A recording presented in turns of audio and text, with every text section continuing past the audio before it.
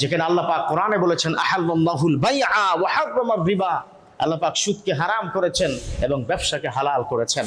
সেই সুদের বিষয়টাকে যিনি স্টাবলিশ করেছেন তিনি বাংলাদেশের এই 16 কোটি মুসলিম জনতার প্রতিনিধিত্ব করবেন, না জানি মুসলমানদের উপরে কোনো আঘাত আসে। আমি আপনাদেরকে বলতে চাই, ডক্টর মোহাম্মদ ইউনূসের পক্ষে সাফাই গাইব না, but this is the true, this is the real matter. তিনি যখন শান্তিতে নোবেল পুরস্কার পেয়েছেন, বাংলাদেশের মানুষ তাকে না চিনতে পারলেও বিশ্বের 212টা দেশের রাষ্ট্রপতি, প্রধানমন্ত্রী, মন্ত্রীরা ও দেশের উচ্চবিত্ত শ্রেণীরা তাকে বুঝতে পেরেছে। এজন্য ডক্টর মোহাম্মদ ইউনূস তিনি একজন উদারপন্থী মানুষ।